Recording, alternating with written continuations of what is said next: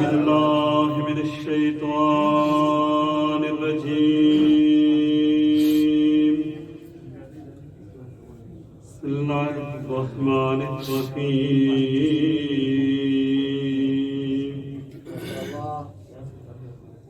الحمد لله رب العالمين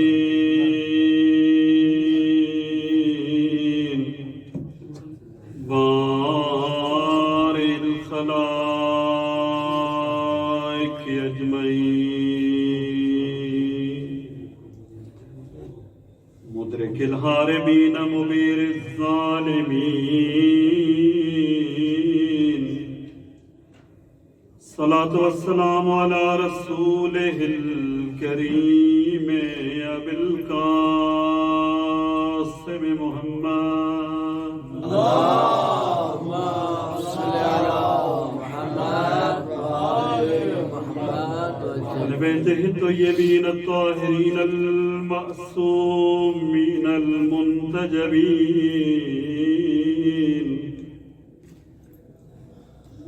المنتخبين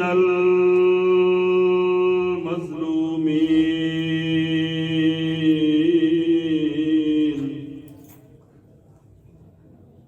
خصوصا على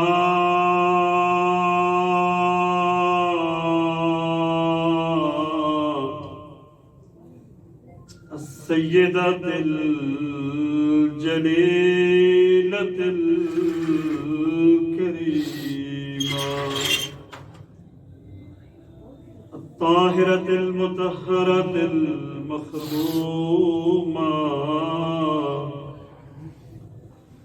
المغصوب حقها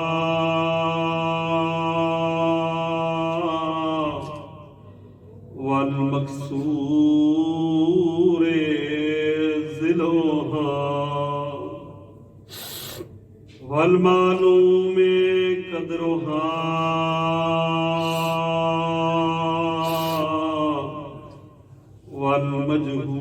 والمجهول قبرها والمظلوم بالها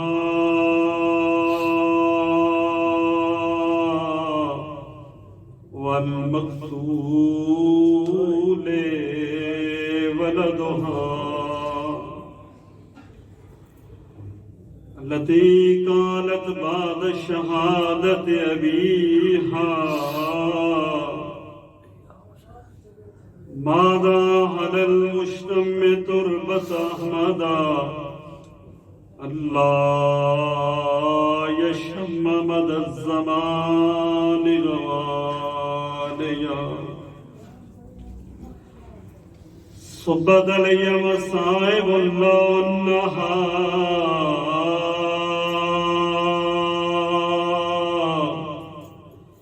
صبت على الأيام سرنا لياليا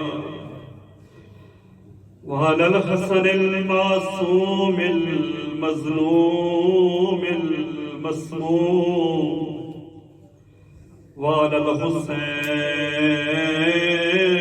الغريب الشهيد المظلوم المسموم المجروح المعصوم المقتول المذبوح من القفاء في أرض كربلاء يوم عاشوراء الذي كان غسله دما وكفنه رمل كربلاء الذي قال خطابا لشيعته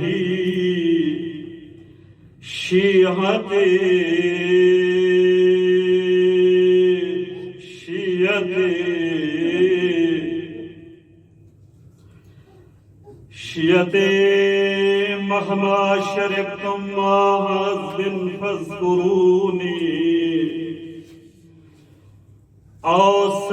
تم بغریب او شہید فانظرونی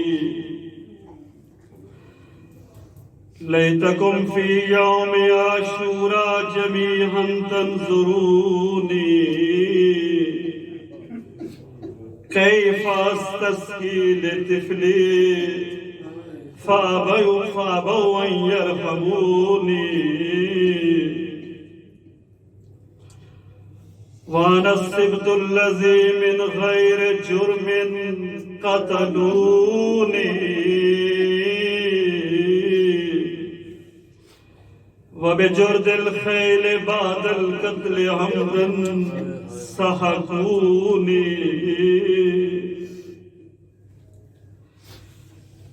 مخدوم بھرا دی لاشیوتے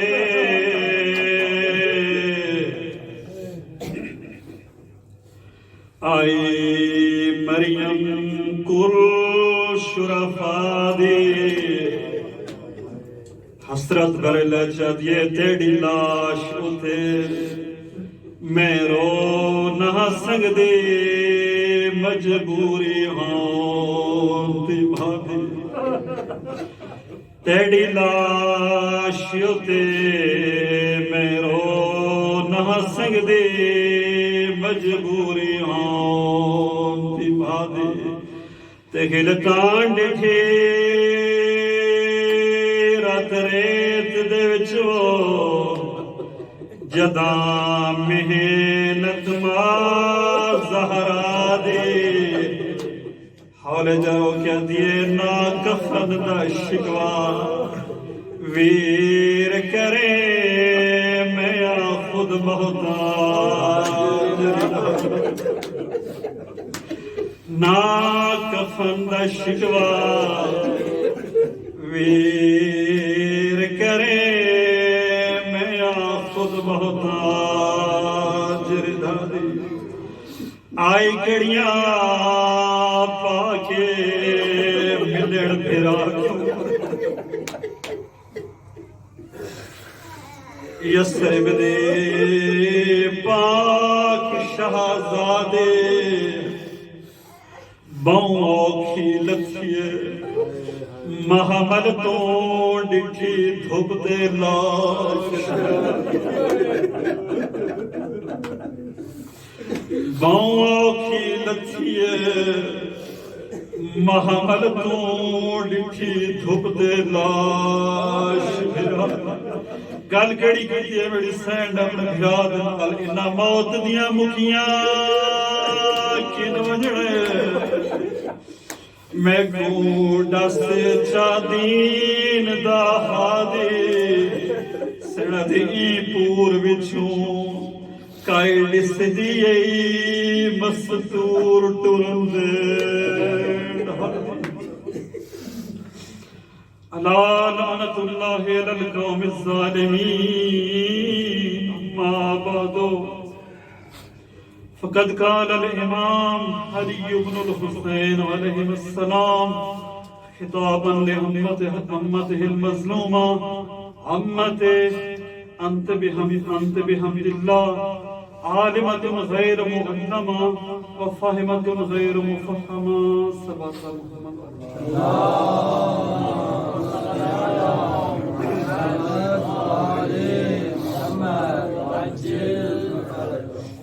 پھر بھی زبانوں میں انتر فرمائے ذکر سلام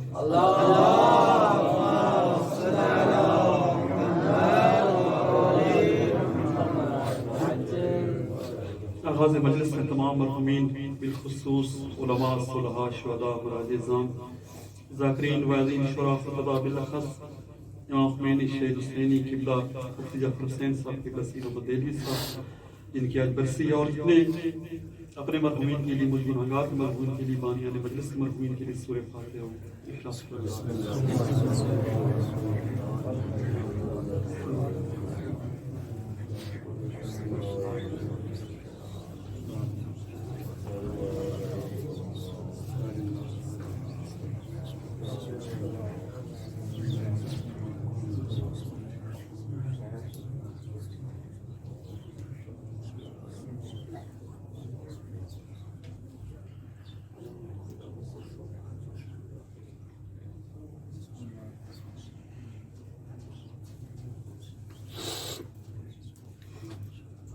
سب سے پہلے تو انتہائی معذرت خواہ ہوں اب تمام علماء کرام سے آپ سامنے جسارت کر رہا ہوں ایک بات، اور دوسرا جو معذرت چاہتی اس حوالے سے کہ پڑھانے میں تاخیر ہو گئی، خطا کار میں خود ہوں، غلطی میری اپنی ہے، لیکن میں انشاءاللہ کوشش کروں گا کہ اگرچہ مجلس میری وجہ سے دیر سے لیکن ختم اپنے ٹائم پر ہوگا. بسم اللہ. میں آپ سے زیادہ وقت نہیں لوں گا.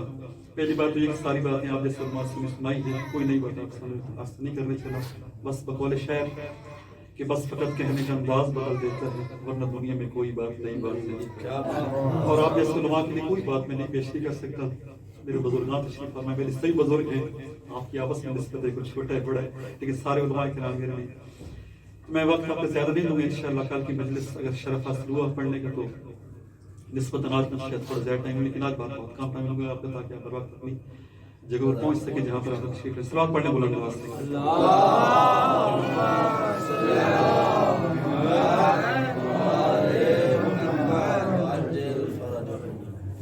آج 11 محرم الحرام سے دن گزرا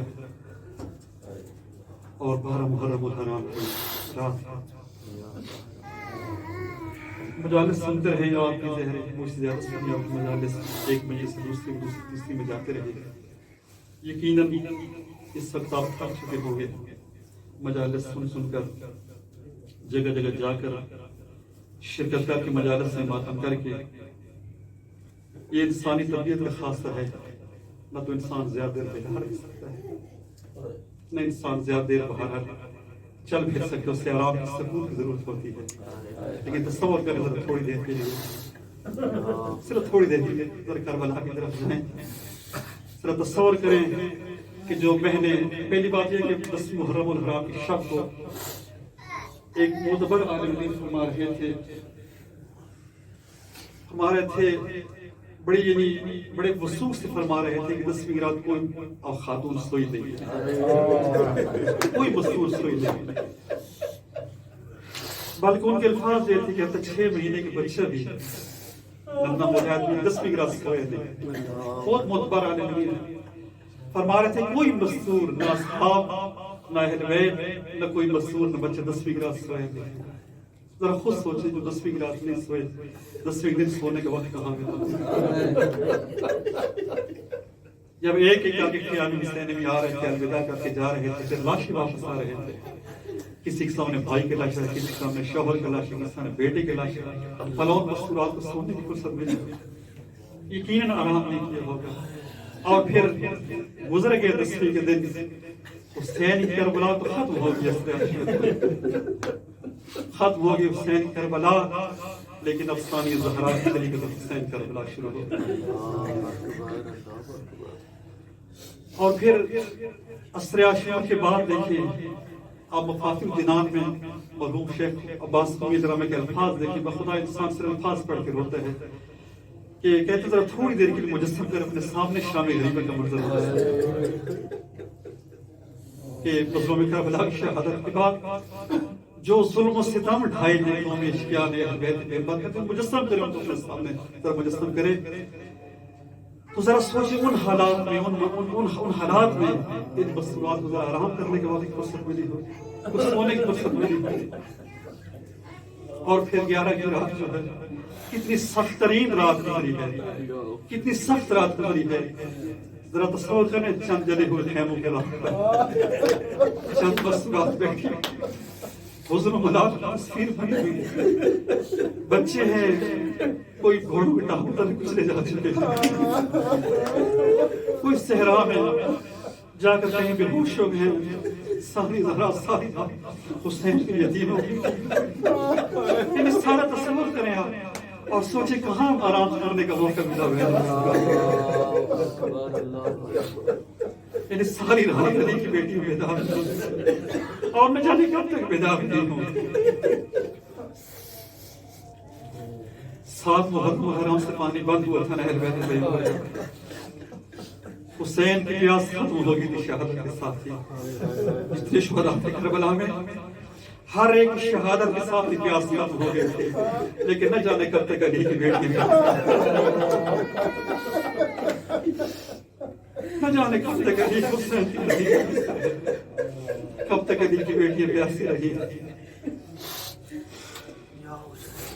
کب تک علی کی بیٹی بے سکون نہیں ہے؟ یقین کریں آرام تو ایک بات ہی ختم ہے آرام. ذرا سوچے نا جن کے ہاتھ میں رسل ہوں، جو بے بکنا بے رضا کبھی اس دربار میں کبھی اس دربار میں انہیں آرام کرنے کی فرصت کہاں نصیب ہوگی، انہیں آرام کرنے کا موقع ہی کب ملے. انتہائی حقیقت یہ ہے کربلا سے زیادہ مسائب تو بعد کے مسائب ہیں.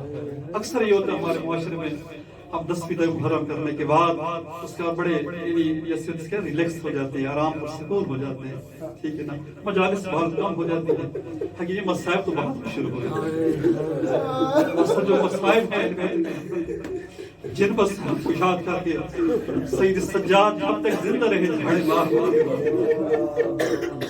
شام غریب ایک واقعہ جو امام فرماتے ہیں، پراتے وہ منظر کبھی نہیں بھول سکتا. امام فرماتے ہیں جب تک زندہ رہے بار بار فرماتے ہیں منظر کبھی نہیں بھول سکتا.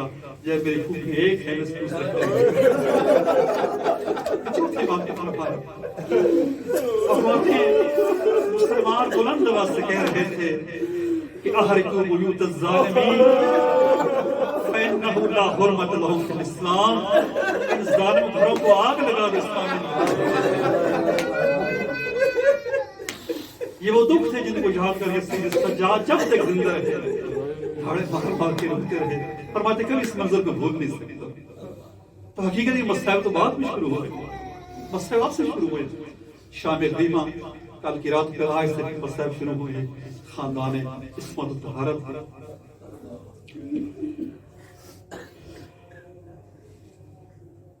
میں صرف چند جملے آپ کے سامنے عرض کرنا چاہوں گا ثانیہ زہرا کے حوالے سے.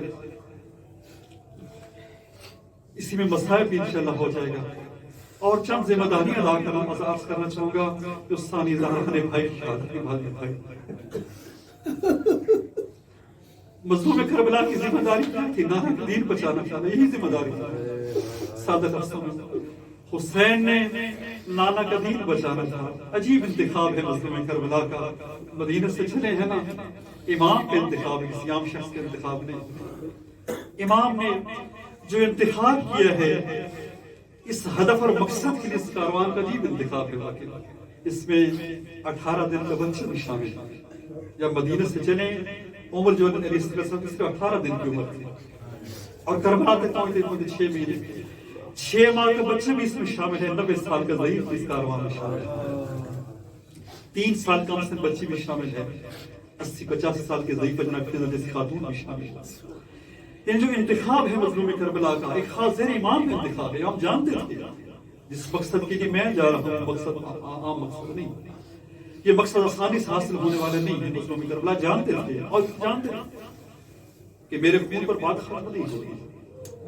اس ہدف کو حاصل کرنے کے لیے، نانا کا دین بچانے کے لیے، جہاں پر میرا خون لگے گا میری بہنوں کی رضائیں بھی لگے گی. جانتے تھے، پہلے دن سے جانتے تھے کہ میری شہادت کے بعد میری مستورات کو، میرے بچوں کو، میرے یتیموں کو اسیر کر کے کوفہ و شام کے محاذوں پر لے جائے گا. امام جانتے تھے. جیسے امام نے انتخاب فرمایا بہت عظیم اور دقیق انتخاب فرمایا. میں صرف جملے کا ذکر کرنا چاہتا ہوں. دیکھیے امام کا انتخاب دیکھیے. یزید کے دربار میں جب لے جایا گیا اس طرح کوفہ و شام میں، یزید نے شخص کو دیکھا جو قافلے کے ساتھ کربلا سے کوفہ سے شام تک آیا تھا. یزید نے دیکھا وہ شخص معذور بیٹھا ہے، مغموم بیٹھا ہے، اس کے چہرے پر حزن و ملال کے اثار ہیں. یزید نے پوچھا وجہ کیا ہے؟ جیت تو ہم گئے ہیں، فتح تو ہماری ہوئی ہے، تو پریشان کیوں بیٹھا ہے؟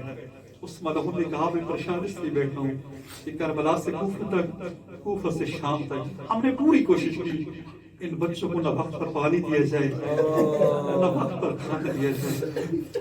جو کھانا پانی ملتا آپ کے سامنے کتنے کھانا ملتا ہے، لیکن ملعون کہتے ہیں ہم نے پوری کوشش کی. صرف یہ دیکھیے بچے کا مجبور ہو کر ہم سے کچھ سوال نہ کرتے ہیں. کہتے ہیں مجھے ان کی خودداری مار رہی ہے، مجھے ان کی خودداری مارے جا رہی ہے. کربلا سے کوفہ اور کوفہ سے شام ہم نے پوری کوشش کی انہیں بھوکا رکھا جائے، انہیں پیاسا رکھا جائے، ان پر طرح طرح کے ظلم کیے جائیں. کسی ایک بچے نے بھی آ کر ہمارے سامنے ہاتھ نہیں جوڑے، نہ پانی کا سوال کیے ہیں نہ کھانے کا سوال. کہتے ہیں میں اس لیے حیران ہوں، پریشان اس لیے پریشان. کہ بظاہر فتح ہماری ہوئی ہے، حقیقی فتح ان کی ہوئی ہے جنہیں ہم کثیر کر کے لائے. تو انتخاب عظیم انتخاب کیا ہم نے. عصر عاشور تک کاروان حسینی کے سپہ سالات کو مظلوم کربلا تھے، لیکن عصر عاشور کے بعد اس کاروان کی میر کاروان سپہ سالار ثانی زہرا. میں بی بی کے بارے چند جملے عرض کر دوں اور اس کے بعد بی بی کی چند ذمہ داریوں تک پہنچ سکے تو عرض کروں گا. دیکھیے یہ تھوڑی سی ناانصافی ہے ہمارے معاشرے میں. ہم نے بعض شخصیتوں کو بالکل محدود کر دیا چند خاص صفات تک، چند خاص خصوصیات تک. مثلا شہنشاہ وفا کو لے لیں حضرت عباس علمدار علیہ السلام کو، کہ ہمارے معاشرے کی بات میں علماء کی بات نہیں کر رہا، معاشرے کی بات کر رہا ہوں. ہمارے یہاں چند خاص صفات سے پہچانے جاتے ہیں عباس علمدار کو. ایک حسن و جمال کے حوالے سے، دوسرا وفاداری کے حوالے سے، اور تیسرا شجاعت کے حوالے سے، بہادری کے حوالے سے. اس میں کوئی شک بھی نہیں ہے قمر بنی ہاشم کی. وفا کی آخری منزل پر فائز سے کوئی شک بھی نہیں ہے. بہت بہادر تھے، جری تھے، شجاع تھے، دلیر تھے. لیکن کیا عباس سے منحصر تھی تین صفات میں؟ عباس علمدار بہت بڑے عالم تھے، بہت بڑے عابد تھے، بہت بڑے زاہد تھے، بہت بڑے اپنے زمانے کے امام کے مطیع فرمانبردار تھے، سر تسلیم خم کیے ہوئے تھے، بہت بڑے بابصیرت. یہ تمام ساری صفات ہیں جناب عباس علمدار بہت کم تر بیان کی جاتی ہے، عام لوگوں کی بات کرتے ہیں. اسی طرح سے انہی شخصیات میں ثانی زہرا سلام اللہ کہ ہمارے یہاں صرف اسی حد تک ثانی زہرا کو پہچانا جاتا ہے کہ ان بصائب ہونے کی وجہ سے، یعنی شریکت الحسین کہا جاتا ہے کہ بی بی نے اپنے بھائی کے ساتھ اس ہدف کو بچایا، اس ہدف کو حاصل کیا، اس ہدف کو حاصل کرنے مظلوم کربلا میں نے صبر کیا. اور جو زیادہ تر بی بی کی جو پہچان کروائی جاتی ہے وہ زیادہ تر مصائب کے حوالے سے ہے. حتیٰ آپ دیکھ لیں ہمارے معاشرے میں دیکھ لیں کس حد تک ثانی زہرا کو بات بیان کی جاتے ہیں جو بی بی نے کوفہ میں دیے ہیں یا شام میں دیے ہیں، بہت کم بیان کی جاتی ہے. یعنی ثانی زہرا کی شخصیت کو بہت محدود کر کے پیش کیا جاتا ہے، اور وہ بھی زیادہ تر مصائب و علام کی حد تک، اسی حد تک. حالانکہ ثانی زہرا وہ عظیم شخصیت ہیں جن کے بارے آپ چوتھے امام فرماتے ہیں. یہ کم جملہ نہیں ہے، امام بھی امام کبھی تکلف کرنے والے نہیں ہوتے ہیں. امام یقین جانے خدا کی لسان، یعنی خدا کی زبان ہوتے ہیں، ترجمان وحی ہیں، خدا کی علم، خدا کی خزینہ دار ہیں، یوں سمجھے خدا کی زبان بولے ہوتے ہیں. امام فرماتے ہیں، امام امت انت بحمد اللہ عالمۃ غیر معلمہ وفاہمۃ غیر مفہومہ. یہ بی بی کے علم لدنی کی مالک ہونے کی دلیل ہے. عالم غیر معلمہ، دنیا میں کسی کے پاس آپ نے علم حاصل نہیں کیا، آپ غیر معلم ہیں. آپ کو خدا نے علم عطا کیا، خدا نے فہم و فراست عطا کیا، آپ خدا کی طرف سے. صرف ایک بات عرض کروں پھر اس کے بعد دو تین باتیں آپ کا وقت زیادہ نہیں. دیکھیں کسی بھی انسان کی جو شخصیت کے ارکان ہوتے ہیں، جو تشکیل دیتے ہیں کسی بھی انسان کی شخصیت کو، علماء نے تین ارکان ہوتے ہیں کسی بھی انسان کی شخصیت کو تشکیل دینے والے. آپ انہیں ارکان کی روشنی میں دیکھیں ثانی زہرا کس شخصیت کی مالک ہے. کہتے تین رکن ہیں کسی بھی انسان کی، میں ہوں، آپ کوئی بھی انسان ہو، اس کی شخصیت کو تشکیل دینے والے تین عناصر ہیں. پہلی بات وراثت ہے. دیکھیں اسے وراثت میں کون سی صفات ملی ہیں، کون سی خصوصیات ملی. اگر وراثت کے حوالے سے دیکھیں ثانی زہرا مولائے متقیان کی بیٹی ہے، سید الاوصیاء کی بیٹی ہے، خلیفہ بلا فصل کی بیٹی ہے، مولا کائنات کی بیٹی ہے. دوسری طرف سے سیدۃ النساء کی بیٹی ہے. ذرا وراثت میں دیکھیے کیا صفات ملی ہوں ثانی زہرا کو. دوسرا کہتے ہیں ذرا دیکھیے اس شخصیت کی تربیت کرنے والے کون، کن کی آغوش کی پروان چڑھی ہے خاتون. وہ شخصیت یہاں سے پتہ چلے گا وہ اس کی شخصیت کتنی بڑی شخصیت ہے. کہ یہ چیز تشکیل دیتی ہے اس انسان کی شخصیت کو. اس سے مربی کون تھے، ذرا دیکھیں 5 مربی تربیت کرنے والے ہیں، 5 معصوم تربیت کرنے والے ثانی زہرا. یہاں سے پتہ چلتا ہے ثانی زہرا کی تربیت کرنے والے کون ہیں. خود پیغمبر خدا صلی اللہ علیہ وسلم، مولا کائنات، خود صدیق طاہرہ حضرت فاطمہ زہرا سلام اللہ علیہ، اور 2 معصوم امام بھی ساتھ، دونوں بڑے حسن و حسین علیہ السلام، اور 7 معصومین کو درک کیے ہیں ثانی زہرا نے. پائنتن پاک اور چوتھے اور 5ویں امام کو درک کیا ثانی زہرا. کہتے ہیں یہ دوسرا عنصر ہوتا ہے کسی بھی شخصیت کی اس کی شخصیت کو تشکیل دینے والا. اور تیسرا عنصر علماء فرماتے ہیں جو کسی انسان کو شخصیت کو تشکیل دیتا ہے وہ ہے کہ کس ماحول میں پیدا ہوا ہے. تو وراثت، تربیت اور تیسری چیز ماحول. اس کو وراثت میں کون سی صفات ملی ہیں ذرا یہ دیکھیں. اور دوسری بات تربیت کرنے والے کون تھے. اور صلوات پڑھیں بلند آواز سے.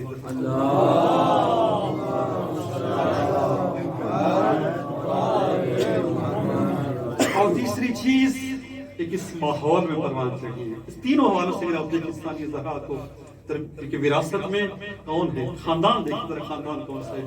ایسا خاندان ہے کہ مولا کائنات فرماتے ہیں کائنات کا کوئی فرد نہیں، بلکہ امت کا لفظ اگر چلے کہ باقی روایت کی روشنی میں کائنات کا کوئی فرد بھی فرماتے ہمارے ساتھ قابل قیاس نہیں ہے. کوئی حتی انبیاء بھی سرور کونین کے علاوہ پیغمبر بھی اس خاندان سے ظاہر اسی خاندان سے آدم سے لے کر عیسیٰ تک اور پھر کائنات کا کوئی فرد بھی مولا فرماتے ہمارے ساتھ قابل قیاس نہیں. اتنے بڑے خاندان سے آپ سے تعلق ہے. میں صرف جملہ کرنا چاہتا اسکار سے لیکن اکثریت وہاں پر نہیں تھی اس مجلس میں اسکار کیا تھا. حقیقت یہ ہے چونکہ یہ مجلس سے آپ نہیں سن رہے، میں تو آپ پہلے بھی عرض کیا آپ سے سنی باتیں آپ سے عرض کر رہا ہوں، لیکن ظاہر بعد میں ہو سکتے ہیں عام لوگ سنیں گے اور اہل سنت بھی ہو سکتے سنیں. ایک بات عرض کر رہا ہوں اہل سنت بھائی کے سامنے. دیکھیں اس خاندان سے مولا کائنات کا تعلق ہے کیونکہ اہل سنت مولا کائنات کو چوتھے مقام پر مانتے ہیں. ہم انہیں خلیفہ بلا فصل سمجھتے ہیں، ہمارے پاس اپنی دلیل ہے، ان کے پاس اپنا لاجک ہے. لیکن دیکھیں ایک بات عرض کرنا چاہوں گا اہل سنت بھائی کے سامنے. دیکھیں آپ چوتھے مقام پر بے شک مانے مولا کائنات کا کہ چوتھے مقام پر وہ خلیفہ بنے مانے بے شک مانے آپ، لیکن خدا کبھی مولا کائنات پر کسی اور خلیفہ کو کسی اور صحابی کو ترجیح مت دیں. سبحان اللہ. کسی بھی خلیفہ کو کسی بھی سابق کتنا ہی بڑا جلیل القدر کیوں نہ ہو اس سے مولا کائنات پر فضیلت مت دے خدا. اس لیے کہ مولا کائنات وہ شخصیت ہیں، وہ ہستی ہیں جن کے پاس اصحاب تو درکنار حتی آدم سے لے کر اس تک کوئی نبی قابل قیاس نہیں. صاحب کی بات ہی ہوتی ہے، کیا بات ہے. صاحب کی حیثیت کیا ہے. میں چونکہ اہل سنت بھائی سے مخاطب کہتے ہیں ایک بات ان کے اپنے ایک امام کی عرض کرتے ضرور. اہل سنت کے امام ائمہ سے ایک امام احمد بن حنبل ان کے بیٹے کہتے ہیں میں نے بابا سے پوچھا بابا یہ بتائیں اصحاب کی درجہ بندی کیا تھی، درجہ بندی کیا اصحاب کی پہلے کون کون ہے. تو کہتے میرے بابا نے نام دیا پہلے درجے پر پہلا خلیفے کا نام لیا، دوسرا تیسرا، تینوں کا نام لے کر پھر میرے بابا خاموش ہو گئے. تو میں نے اس کے بابا کیا وجہ ہے؟ آپ نے علی کے نام نہیں لیا، آپ نے علی کے نام لیا. میرے بابا نے کہا بیٹا تو نے اصحاب کے بارے میں پوچھا، تو نے اصحاب کے بارے میں پوچھا ہے. انہو من اہل البیت لا یقاس بہ ہؤلاء، علی اہل بیت میں سے ان کا علی کے ساتھ مقایسہ نہیں کیا جا سکتا. ان کے اہل بیت کے ساتھ علی کے ساتھ مقایسہ نہیں کیا جا سکتا. تو نے اصحاب کی درجے میں پوچھا. لہذا اہل سنت بخشش کر خدا را اصحاب کو جتنا بڑا مقام دے رہے ہیں لیکن خدا را علی پر کسی کی فضیلت مت. اور اس کی دلیل قرآن کریم میں ہے جس سے آئے مبارکہ کہا جاتا ہے. جس کی امام کی بارگاہ میں آپ صاحب تشریف فرمائیں، اس امام سے مامون نے پوچھا یہ برا رسول یہ فرمائیں آپ کے بابا علی کی سب سے بڑی فضیلت قرآن کریم میں کون سی ہے؟ پوچھا مامون نے پوچھا تو مولانا فرمایا آئے مبارکہ ہے. کہا کیسے؟ تو مولانا فرمایا اس آئے مبارکہ میں خدا نے میرے بابا علی کو میرے جد بزرگوار کا نفس قرار دیا، علی کو نفس رسول قرار دیے. پھر مولانا نے خود فرمایا جیسے خدا کی کوئی مخلوق پیغمبر خدا سے افضل نہیں ہے ویسی خدا کوئی مخلوق علی سے بھی افضل نہیں ہے. کوئی خدا کی مخلوق چاہے انبیاء کی صف میں دیکھ لیں، فرشتوں کی صف میں دیکھ لیں، جنہوں اس جہاں کہیں بھی دیکھ لیں، کائنات کوئی مخلوق بھی علی سے افضل نہیں ہے. جیسے اگر میں دس بسا کرنا چاہوں گا خدا را ایسا نہ ہو کہ کسی صحابی کو علی پر فضیلت دے، اس لیے کہ صحابی کسی بھی شخص کو علی پر فضیلت دینا یہ آئے مبارکہ کی تکذیب کرنے کے برابر ہے. خدا فرما رہے علی جان رسول نفس رسول ہے. جیسے رسول سے کائنات میں کوئی افضل نہیں ہے ویسے علی سے بھی کوئی افضل نہیں ہے. اگر میں خدا نہ خواستہ کسی کو علی پر فضیلت دیتا تو میں خدا کی آیت کی تکذیب کر رہا ہوں، میں قرآن کریم کو جھٹلا رہا ہوں، میں خدا کی بات چھپا رہا ہوں. تو لہذا ثانی زہرا کا مقام یہ نظر وراثت کی لحاظ سے دیکھیں اس خاندان سے لوگ ثانی زہرا تربیت کی لحاظ سے یہ 5 معصوم تربیت کرنے والے 7 معصوموں کو در کیے. اور ماحول کیسے ماحول میں ثانی زہرا نے فرمایا ذرا اس وقت کے ماحول میں فرمایا کہیں یہاں بھی نظر پڑتی ہے، کہیں نانا رسول نظر پڑتے ہیں، کہیں بابا علی نظر پڑتے ہیں، کہیں ماں زہرا نظر آتی ہے، کہیں حسن و حسین نظر آتے ہیں. ایسے ماحول میں ثانی زہرا کو چاہیے کہ زینب پھر سے زینب نہ بنے. ایک معروف عالم دین کے الفاظ ہیں، کہتے زینب ومت زینب وما ادراک ما زینب. کہتے ہیں آپ کیا جانے ثانی زہرا کا مقام ہے. زینب ومت زینب وما ادراک ما زینب. انسان واقعی درک نہیں کر سکتا ہے ثانی زہرا کے مقام کو، یہ صرف امام کی سمجھ سکتے ہیں ثانی زہرا کا مقام کیا. لہذا واقعی سمجھ لینی چاہیے، مدد لینی چاہیے ایسے مقامات پر. کس سے؟ معصومین سے مدد لینی چاہیے. معصوم یہ فرمائیں گے کہ ثانی زہرا کا مقام کیا. جیسے ایک آپ نے جملہ سامنے عرض کیا زین الدین اسلام کا، اور ایک حدیث ساتھ کر دوں پیغمبر خدا صلی اللہ علیہ وسلم حضور نے خود فرمایا تھا کہ میری یہ بیٹی وصیت کی تھی، افسوس کی وصیت کو خیال نہیں رکھا گیا. پیغمبر خدا نے فرمایا تھا میری یہ نواسی اپنی نانی خدیجہ الکبریٰ کی مثل ہے. حضور نے فرمایا تھا میری یہ نواسی اپنی نانی کی مثل ہے، اور پھر فرمایا تھا میری اس نواسی کے خاص خیال رکھیے گا. پیغمبر خدا نے وصیت فرمائی تھی بطور خاص اپنی بیٹی کے بارے میری اس نواسی کے خیال رکھیے گا. اور پھر شب عاشور دیکھے، عاشور کے دن دیکھے.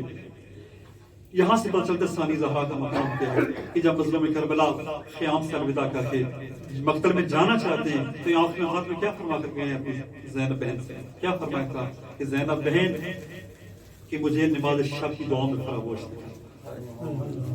امام پہ ذرا دیکھنا، امام پہ امام کسی دعا کے لیے کہتے ہیں، یہ معمولی مقام ہے.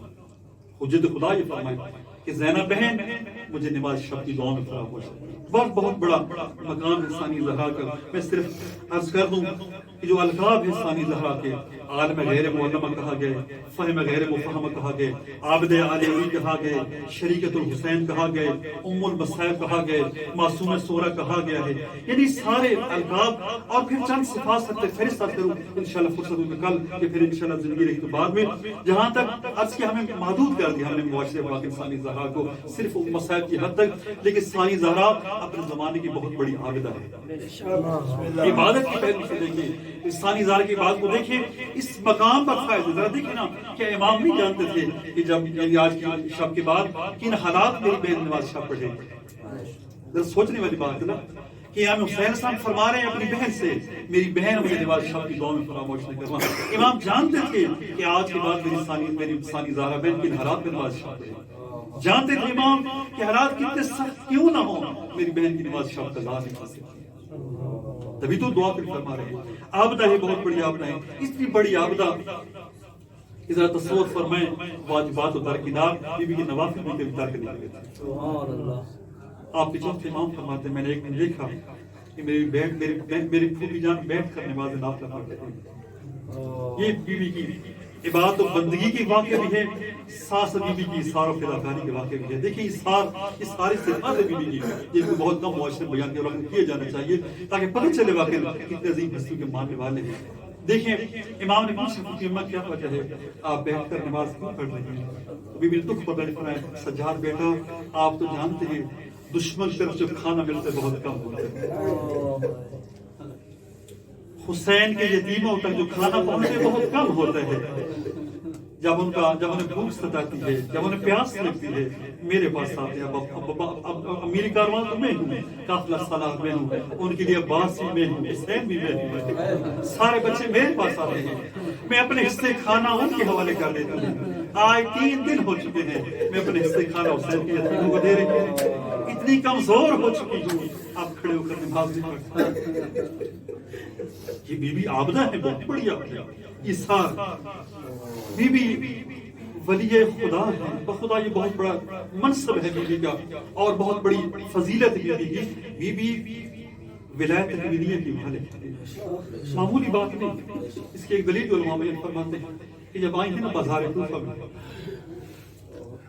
طبل بجائے جا رہے تھے، دف بجائے جا رہے تھے، کانوں پڑی آواز سنائی نہیں دے رہی تھی. ثانی زہرا خطاب فرمانا چاہتی ہیں لیکن لوگ خاموش نہیں ہو رہے ہیں.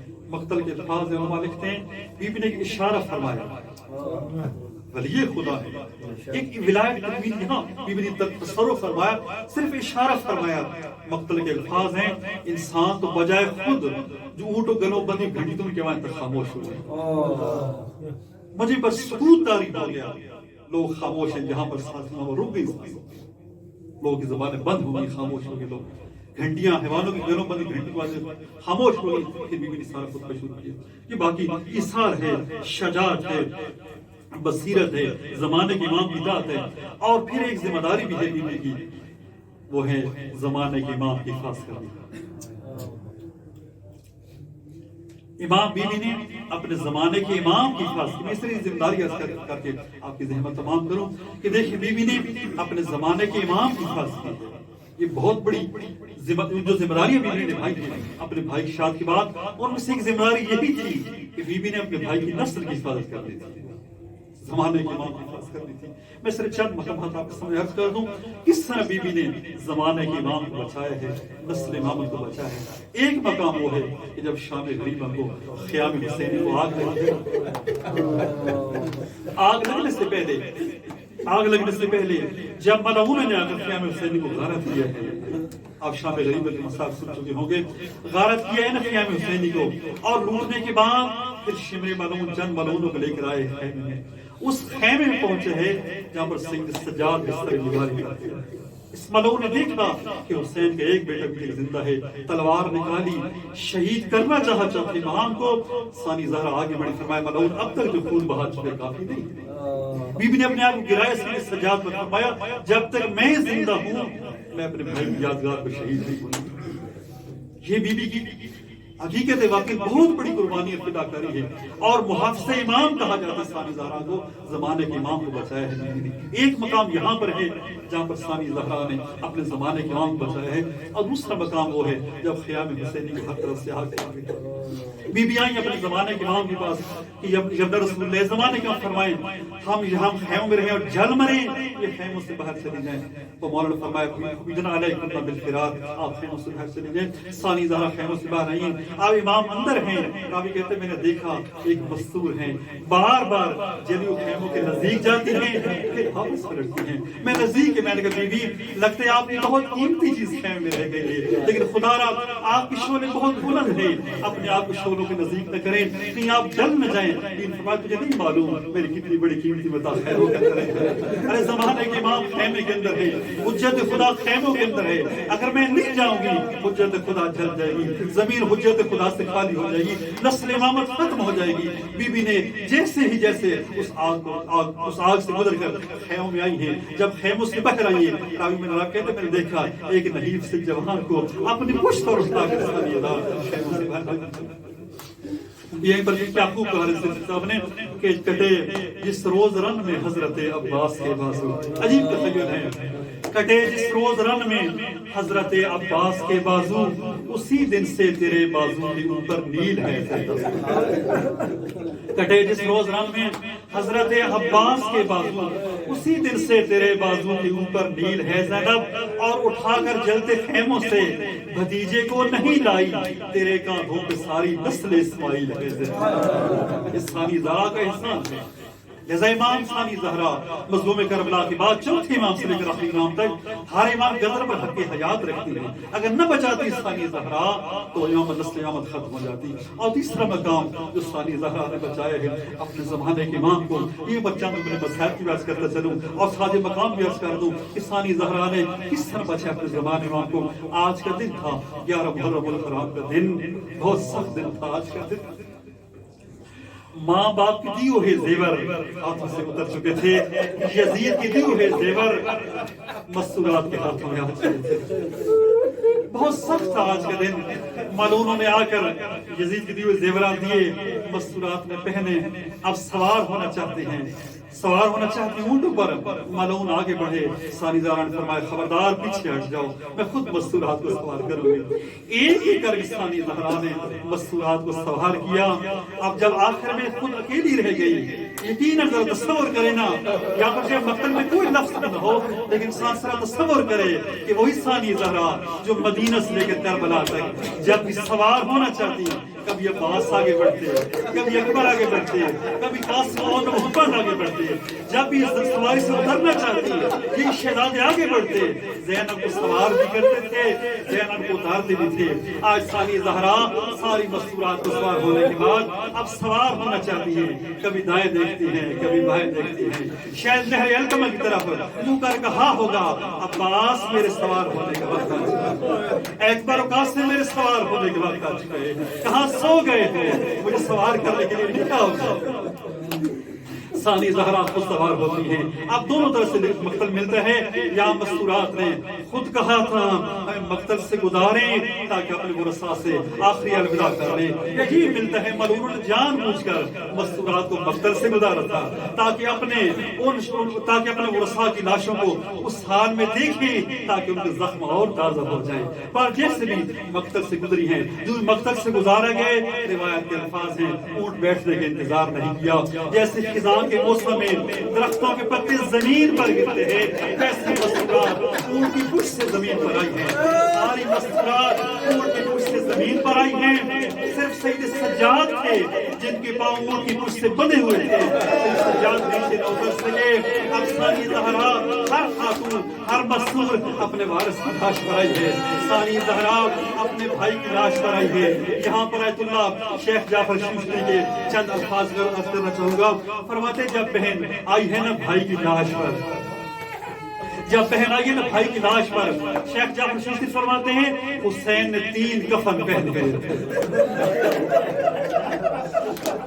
علماء کرام تھے جانتے کفن کے 3 واجب کپڑے ہوتے ہیں۔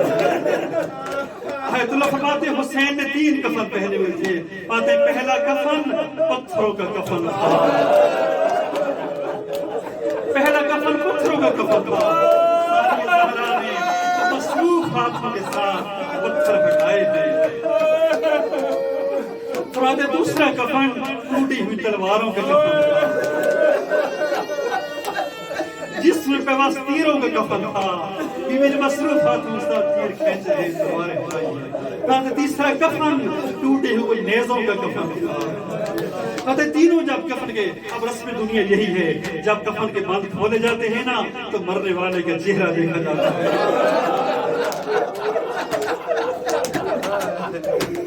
مرنے والے کا چہرہ دیکھا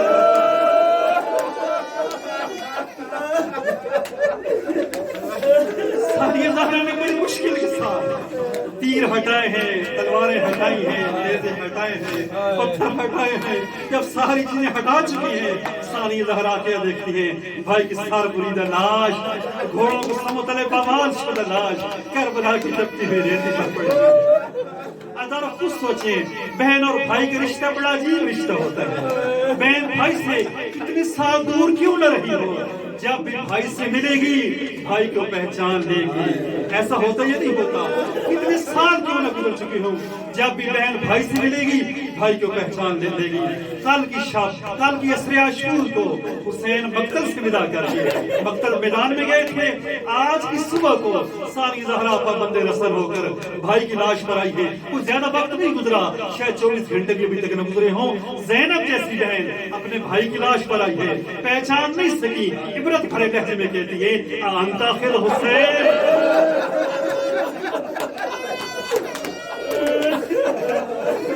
کیا تو ہی میرا بھائی حسین ہے؟ انت ابن والد علی، کیا تو میرے بابا علی کا بیٹا ہے؟ انت ابن امی فاطمہ الزہرا، کیا تو میری ماں زہرا کا بیٹا حسین ہے؟ اگر تو ہی حسین ہے تو کوفہ و شام کے اسیر بہن کا سلام قبول۔ اور پھر ثانی زہرا نے رخ کیا مدینہ کی طرف، یہ شاید پیغمبر خدا وہیں پر رہے ہوئے ہو، کہا نانا صلی علیک ملیک السلام ملیک السماء ھذا حسین بالحرا مقطع الاعضاء مسلوب الامامۃ والرداء وبناتک السماء۔ نانا یہ وہی حسین ہے جس نے مہر نبوت پہ سوار کر کے مدینہ گلی پھرایا کرتے تھے، آج کربلا کی تپتی ہوئی ریتی پر پڑا ہوا ہے، نہ جسم پہ کفن ہے نہ جسم کے ساتھ سر ہے۔ پھر مظلوم اس میں ثانی زہرا نے اپنے بھائی سے ایک جملہ کہا، حسین اگر تو سفر پر گیا ہوتا تیری واپسی کی امید ہوتی، اگر تو مریض ہوتا تیری طبیب بلا کر لے کر آتی، تیری شفا کی امید ہوتی۔ اور پھر ایک جملہ کہا حسین ماں زہرا کے سامنے جا کر میری غربت کی شکایت نہ کرنا، آج وہ بے کفن ہے تو میں بے رضا ہوں۔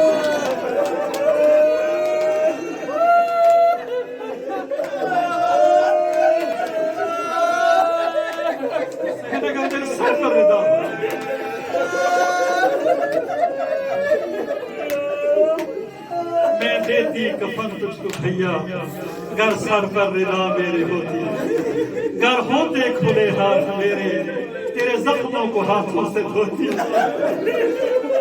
حسین کیا کروں نہ سر پہ رضا ہے نہ میرے ہاتھ کھلے ہوئے، پابند رسن سر برہنا دیکھو بھیا چلی ہوں میں شام، حسین میں شام کے سفر پر جا رہے اللہ لعنت اللہ رسول وسيعلم الذين ظلموا اللهم